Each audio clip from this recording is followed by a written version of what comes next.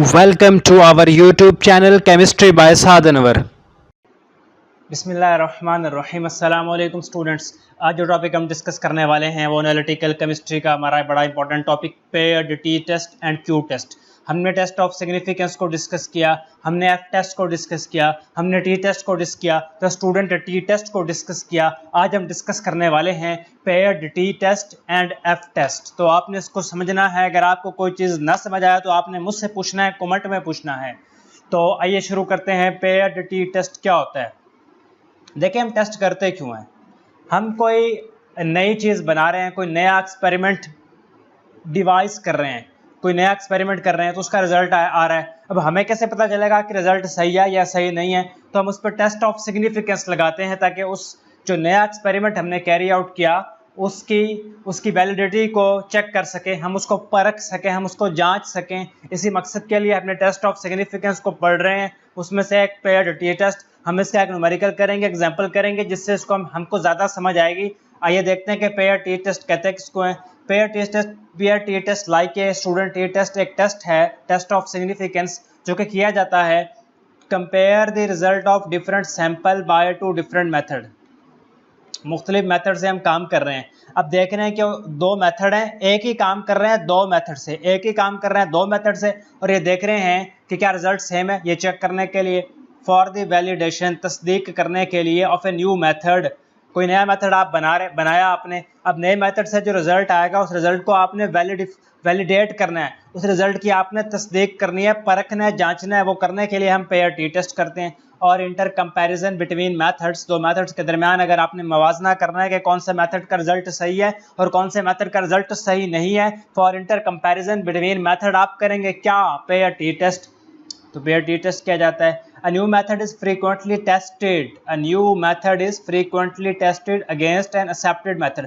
देखें, आपने कोई नया काम शुरू किया, कोई नया मेथड बनाया, और वही काम पहले किसी और मेथड के थ्रू हुआ। जो पहले किसी और मेथड के थ्रू वो काम हुआ, उस मेथड को कहेंगे एक्सेप्टेड मेथड, स्टैंडर्ड मेथड। अब आपने वही काम करने के लिए एक न्यू मेथड बनाया, तो आपने अब इस न्यू मेथड को चेक करना है, उस न्यू मेथड की जांच करनी है, पड़ताल करनी है, परखना है। तो उसके लिए आप करेंगे क्या? Pair T test. तो कैसे करेंगे? A new method is frequently tested against an accepted method by analyzing several different samples of a varying, बदलती हुई analyte content by both method. आप एक्सेप्टेड मेथड से, जो कि पहले इसका बना हुआ है, और जो न्यू मेथड जो आपने बनाया, इन दोनों मेथड को चेक करेंगे, डिफरेंट सैंपल लेकर चेक करेंगे इन दोनों मेथड को, और फिर इस तरह आप इनको पेयर टी टेस्ट की मदद से आप कंपैरिजन कर सकेंगे, आप परख सकेंगे। तो इन दोनों केस में आप क्या करते हैं? T value is calculated. T value की कैलकुलेशन का आपके पास फार्मूला है। यहाँ से ज़रा हम अपना ना पेन बदल लें। देखें, ये है वो फार्मूला टी टेस्ट का, पेयर्ड टी टेस्ट का। इस फार्मूले की मदद से आप टी वैल्यू को कैलकुलेट करेंगे, और फिर टेबल में जो टी वैल्यू लिखी है उसके साथ मवाजना करके उस पर बहस करेंगे। देखें, इसमें ये है डी। ये डी क्या है? ये mean of all the individual difference, D बार। ये डी बार क्या है? D bar is the mean of all the individual difference. हम आगे इसको एग्जाम्पल से ज़्यादा बेहतर समझने की कोशिश करेंगे। एन, अंडर रूट एन क्या है? देखें, एन है कि अगर आप, एन क्या है? अगर आपने एक एक्सपेरिमेंट में कोई 5 दफ़ा किया, कोई काम 5 दफ़ा किया, तो एन की वैल्यू 5 हो जाएगी। और इसी में है एस डी। एस डी तो स्टैंडर्ड डेविएशन है। स्टैंडर्ड डेविएशन की कैलकुलेशन कैसे करनी है? वो ये फार्मूला है, under root sigma D I minus D bar whole square over N minus 1। Standard deviation का एक और तरीका भी है, वो पिछले एपिसोड में आपने देखा होगा। आगे चलते हैं। ये आपके पास बच्चों, ये आपके पास एक सवाल है। इस सवाल के थ्रू हम टी टेस्ट को कैलकुलेट करते हैं और समझने की कोशिश करते हैं।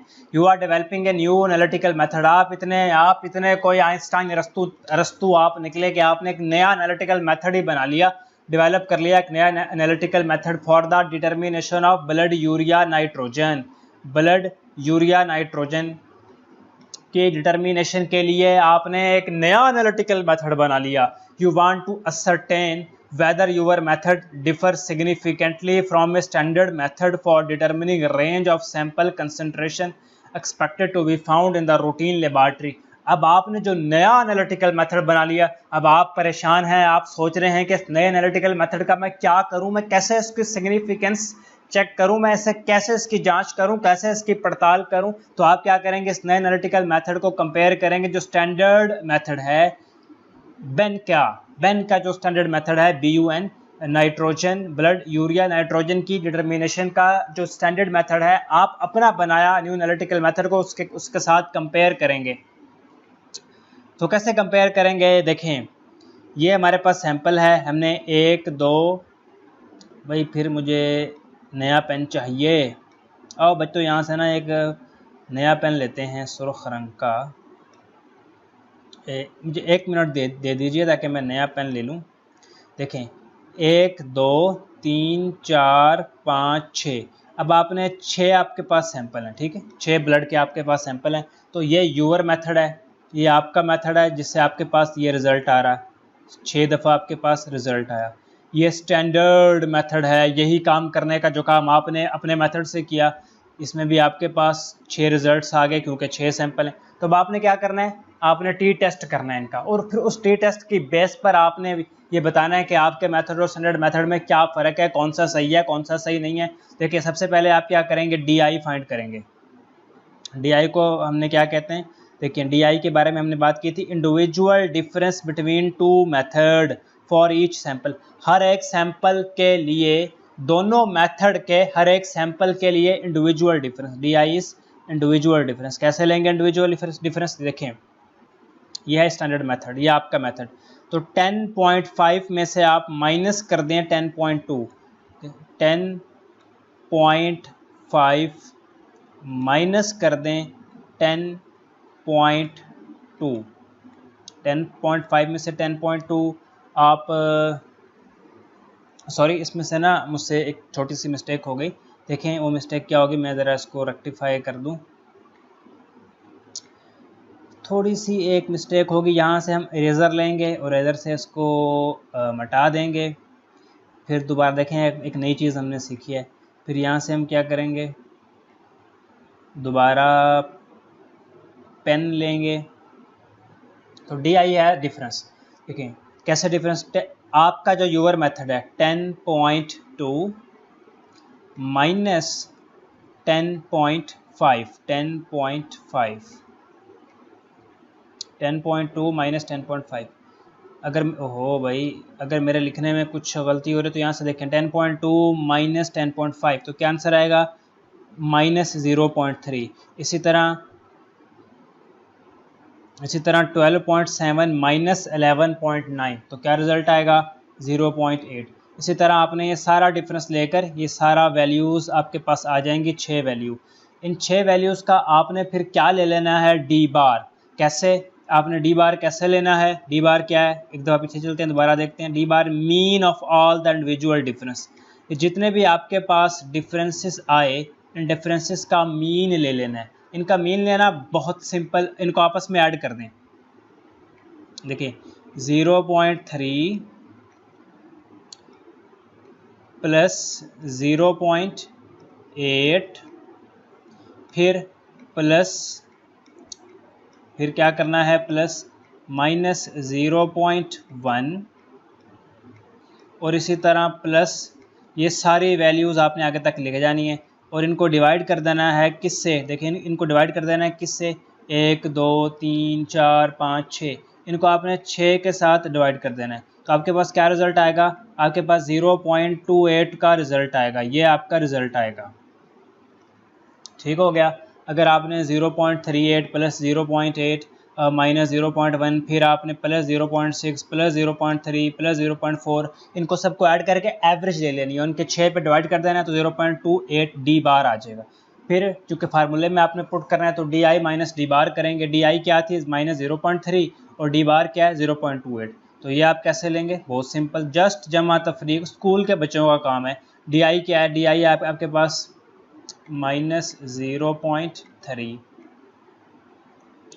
और D बार आपके पास क्या है, आपने खुद कैलकुलेट किया 0.28, 0.2 ज़रा सही नहीं लिखा गया,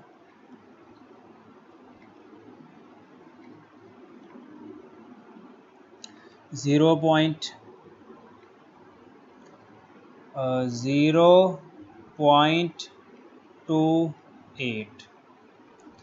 0.28 आपका डी बार है, 0.3 आपकी डी आई है। तो जब आप ये डिफरेंस लेंगे तो क्या आ जाएगा, आप इसको जब साइंटिफिक में करेंगे तो 0.6 आ जाएगा।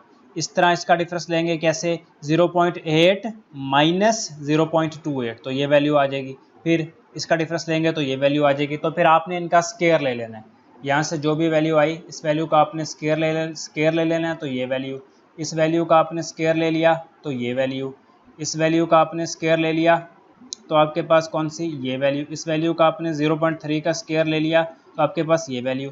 फिर आपने इन सबको स्केयर लेके इन सबको ऐड कर लेना है तो 0.87 आ जाएगा। अब ये वैल्यूज़ नोट कर लें, जी बार 0.28 और इनका स्केयर से जो वैल्यूज़ आई 0.87। अब आगे चलते हैं, इनको फार्मूले में पुट करना है।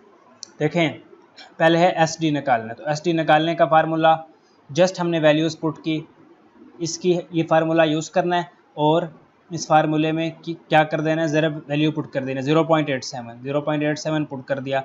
अब n-1 n है 6 माइनस 1 पुट कर दिया, अंडर रूट लिया, कैलकुलेटर यूज़ किया, ये वाला आपने कैलकुलेटर यूज़ किया तो 0.42 आपके पास आंसर आ गया। फिर आपके पास है टी वैल्यू को कैलकुलेट करने का ये वाला formula, D bar over S D into under root N. D bar आप कैलकुलेट कर चुके हैं 0.28। कैसे कैलकुलेट आपने किया ये देखें, डी बार आप 0.28 कैलकुलेट कर चुके हैं। तो जस्ट आपने इसको यहाँ लिख देना है, 0.28 लिख देना है और फिर डिवाइड कर देना है 0.42 के साथ और अंडर रूट 6 तो 1.63 आलमोस्ट इसका रिज़ल्ट आ जाता है। अब आपका जो टी वैल्यू आई वो क्या आई, 1.6, आपकी जो टी वैल्यू आई वो आई 1.63। तो आपने टेबल में टी वैल्यू देखनी है। जब आपके पास 95% कॉन्फिडेंस लेवल हो तो टेबल में टी वैल्यू क्या आएगी, देखें 95% कॉन्फिडेंस लेवल है और इसमें डिग्री ऑफ फ्रीडम है, डिग्री ऑफ फ्रीडम है n-1। तो n क्या था, 6 था, 6 माइनस 1 5 हुआ, तो यहाँ से हमने 5 लिया।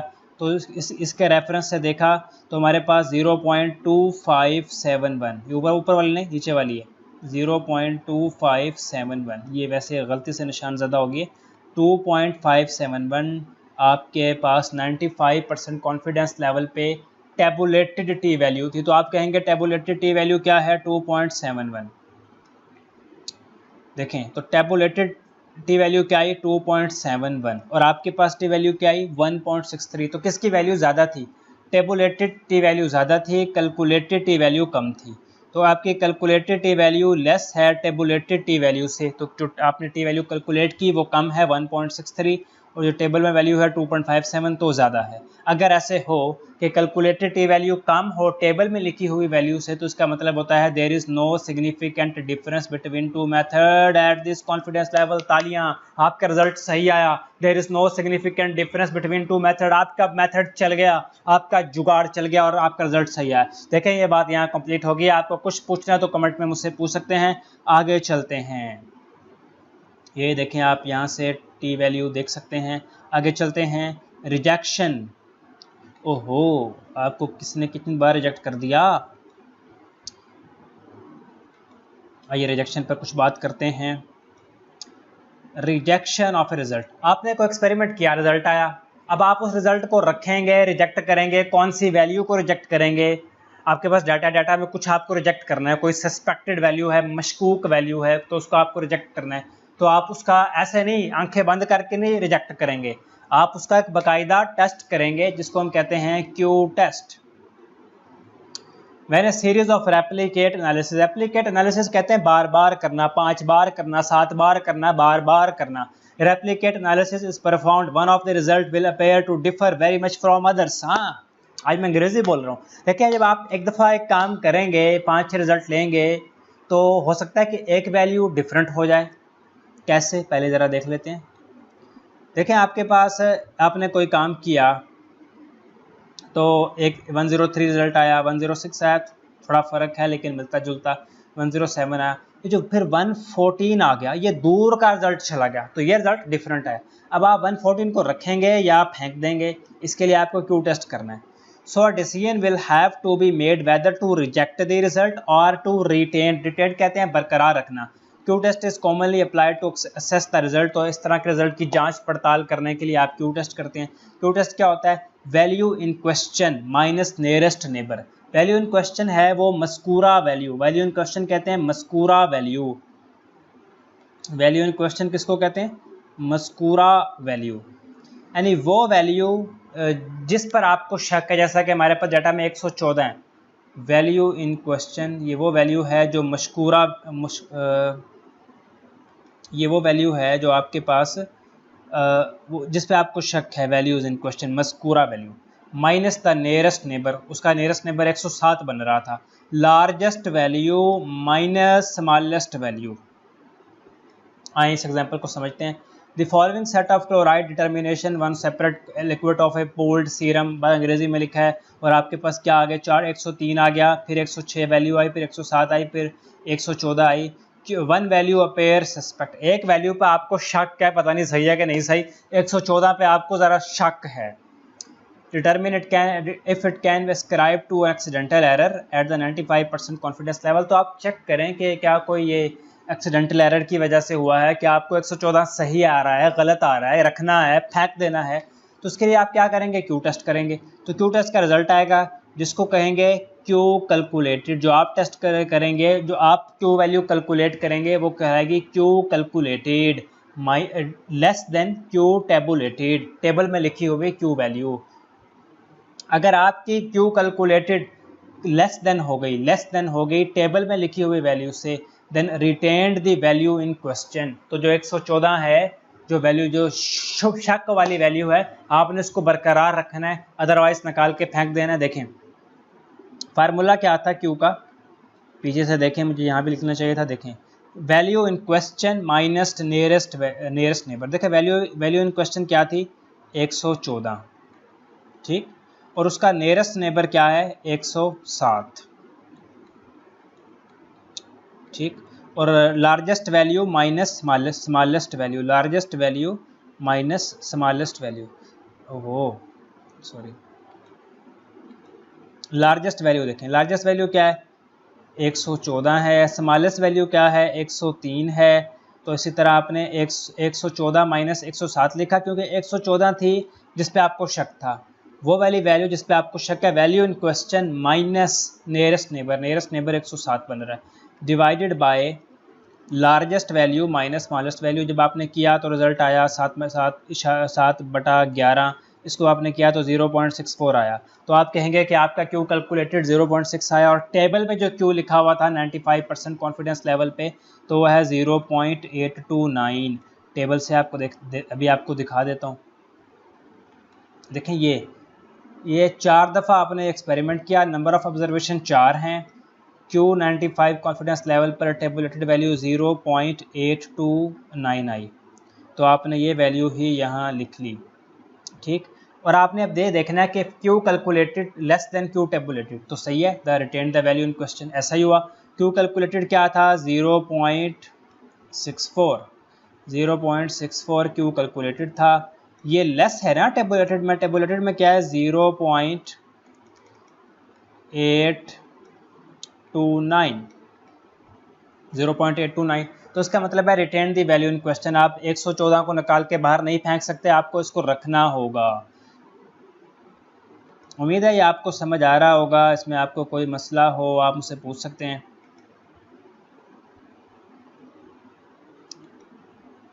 भी थोड़ा सा इसमें ज़रा मिस्टेक हो गई, आपने इसे घबराना नहीं है, मैं इसको भी ज़रा रेक्टिफाई कर लेता हूँ।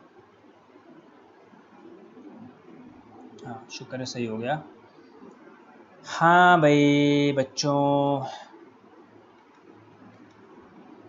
देर are certain criteria for rejection of data. Data को रखना है, डाटा को रिजेक्ट करना है, इसका कोई क्राइटेरिया है। वो क्राइटेरिया क्या है? आइए देखते हैं कि क्राइटेरिया क्या है। आपने डाटा को रखना है या आपने डाटा को रिजेक्ट करना है, तो इसका कुछ क्राइटेरिया है। Any value may be rejected if a particular reason for its inaccuracy is known. आपने ना किसी वैल्यू को आप रिजेक्ट कर सकते हैं अगर आपको पता चल जाए कि वाकई में गलत है, ये उसका आपको शक हो जाए कि वाकई में गलत है, reason for its inaccuracy is non. मिसाल के तौर पे मिसाल ले लीजिए, port of precipitate spilled out, मतलब आप कोई प्रेसिपिटेट का लेके जा रहे थे, बीकर लेके जा रहे थे, कोई चीज़ लेके जा रहे थे, वो स्पिल्ड हो गया, वो लीक कर गया, वो नीचे गिर गया, तो उसका मतलब है कि आपका कुछ मटेरियल सैंपल तो ज़ाया ही हो गया, तो आपका रिज़ल्ट गलत आएगा, तो आप उसके वैल्यू को निकाल सकते हैं। और in case of volumetric analysis leakage in the burette, आप वैल्यूमेट्रिक एनालिसिस कर रहे थे, टाइट्रेशन कर रहे थे, ब्यूरेट में लीकेज हो गई, इसका मतलब है कि अब तो कुछ आपको रिजेक्ट करना ही पड़ेगा, क्योंकि अब तो गलत आएगा। ये आपका एक्सपेरिमेंटल रीज़न हो गई। If no experimental reason for rejection is known, आप कर रहे थे और आपके पास कोई एक्सपेरिमेंटल रीज़न नहीं है रिजेक्शन की, but A value still appear out of line, लेकिन फिर भी एक वैल्यू शक वाली थी, एक वैल्यू शक वाली थी, तो आपको पता था कि ये रिजल्ट में शक क्यों है। एक वैल्यू थी शक वाली, मतलब एक वैल्यू थी सस्पेक्टेड, एक शक शुबे वाली शक वाली वैल्यू थी, मशकूक वैल्यू थी, तो आपको पता चल गया कि मशकूक वैल्यू इसलिए है क्योंकि आपका ब्यूरेट लीक हो गई थी, आपका कोई सैंपल मटेरियल ज़ाया हो गया था, तो आप तो रिजेक्ट कर दें। आप कोई एक्सपेरिमेंटल रीज़न भी नहीं है, ब्यूरेट भी लीक नहीं हुई थी, प्रेसिपिटेट भी स्पिल्ड नहीं हुआ था, कुछ गिरा भी नहीं था, फिर भी कोई एक्सपेरिमेंटल रीज़न नहीं है, फिर भी एक वैल्यू शक वाली है, जिससे कि हमारे केस में 114 वैल्यू है, ये आउट ऑफ लाइन है, ये शक वाली वैल्यू है, तो आपने इसको रिजेक्ट करना है या नहीं करना, इस बात का फैसला होगा statistical test, Q test, some statistical test में be applied before deciding whether to reject the observation or not. समझ रहे हैं ना मेरी बात को, ले रहे हैं कि क्या आपने 114 को निकालना है या नहीं निकालना, ये आप क्यू टेस्ट करके बताएंगे। क्यू टेस्ट आपने कर लिया, पीछे कैसे किया तो देख लिया आपने। अगर क्यू कैलकुलेटेड ग्रेटर हो क्यू टेबुलेटेड से, तो आपकी suspected value then the suspected value should be rejected. हमारे केस में क्या था, क्यू टेबुलेटेड बड़ा था, क्यू कैलकुलेटेड छोटा था, तो हमको रिजेक्ट नहीं करना था। वो क्या कह रहा है कि अगर क्यू कैलकुलेटेड बड़ा हो क्यू टेबुलेटेड से, तो आप सस्पेक्टेड वैल्यू जो कि 114 आ रही थी उसको रिजेक्ट कर दें, अदरवाइज नहीं। ये रिजेक्शन क्वेश्चन है कि एट डिफरेंट कॉन्फिडेंस लेवल, तो आप इसको देख लें। तो स्टूडेंट ये था आज का लेक्चर, इसको मैंने लैपटॉप पे दिया है, तो होपफुली आपको समझ आया होगा। अगर आपको कुछ पूछना है तो आप मुझसे पूछ सकते हैं, और काइंडली ना इसको डाउनलोड मत कीजिएगा, मेरे इस लेक्चर को डाउनलोड मत कीजिएगा। अगर आप टीचर हैं और इसको देख रहे हैं तो आप मेरी सलाह भी कर सकते हैं और अपने स्टूडेंट के साथ इसको ज़रूर शेयर कीजिएगा, और अगर आप स्टूडेंट हैं तो अपने क्लास फेलो के साथ ज़रूर शेयर कीजिएगा। और अगर आपको ये पसंद नहीं आया तो आप डिसलाइक भी कर सकते हैं, कमेंट में बताएं कि आपको ये पसंद नहीं आ रहा, कमेंट में आप इसका इज़हार कर सकते हैं। और आपने देखें, आपने ना इसको डाउनलोड नहीं करना, यूट्यूबर आपसे कहता होता है कि आप सब्सक्राइब कर दें, आप शेयर कर दें, उस तरह आप करेंगे ना तो आप मुझे मोटिवेट करेंगे। मैं आपसे पैसे तो नहीं मांग रहा, आप मुझे एनर्जाइज करेंगे। तो अपना बहुत सा ख्याल रखिएगा। अल्लाह हाफिज़।